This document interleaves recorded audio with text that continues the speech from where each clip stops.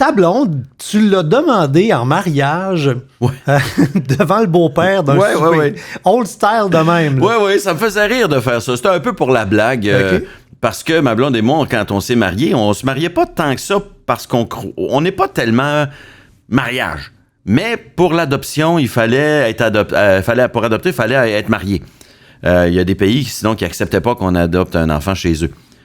Fait qu'on s'est mariés, mais c'était un peu...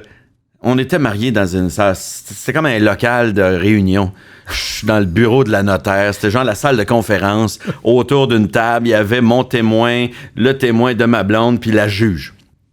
Qui avait amené des fleurs parce qu'elle nous trouvait tellement tout nus. Elle trouvait ça tellement chenu comme mariage qu'elle nous avait acheté des fleurs. Hey, on avait failli même pas avoir de bague. Fait que il y avait un peu de blague derrière tout ça, mais je m'étais dit, je vais faire la demande comme il faut.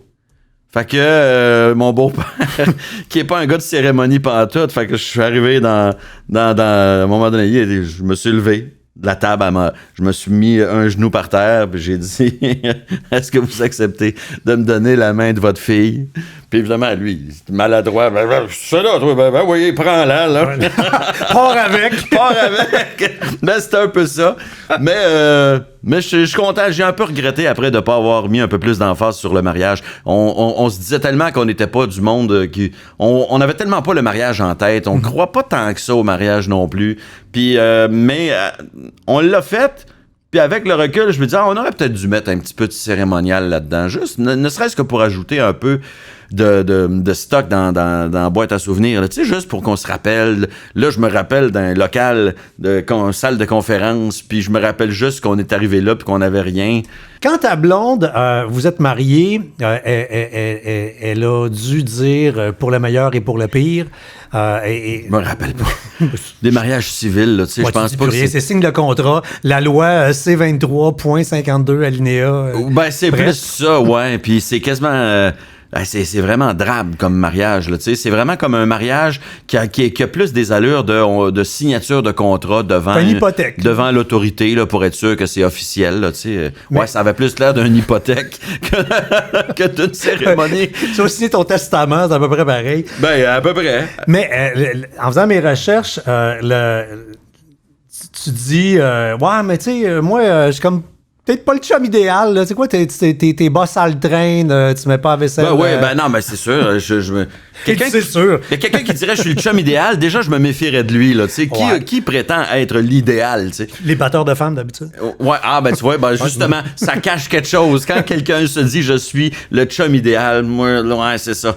On va fouiller un peu puis on va découvrir des petits défauts. Moi, je le dis d'avance, je suis pas le chum idéal, mais non, je suis pas le chum idéal, c'est vrai.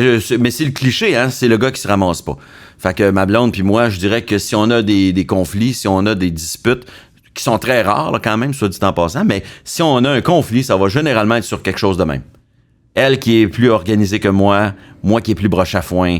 En début de relation, quand on vivait plus pauvrement, moi, j'étais plus tête folle sur les dépenses. Fait que moi, j'achetais des affaires, puis là, ma blonde, elle disait, hey, là, on a peut-être pas les moyens. Puis là, je dis, ben oui, on les a, les moyens, mais elle s'inquiétait aussi pour le futur. Uh-huh. Elle dit, oui, mais là, on les a, les moyens là, mais tu sais, attends, là, dans un an, on ne sait pas où est-ce qu'on va être, puis ta carrière, comment ça va se passer. Oui, c'est ça, toi, l'artiste a choisi quelque chose d'épeurant et d'incertain, là. Ben oui, c'est ça. Si j'avais une stabilité, un job avec un salaire fixe, et tout ça, ben j'avais une job, mais tu sais, c'est vrai qu'on était loin d'être de vivre dans la certitude que tout va continuer. Fait que elle avait ce côté-là rationnel. Moi, j'étais un peu plus tête folle.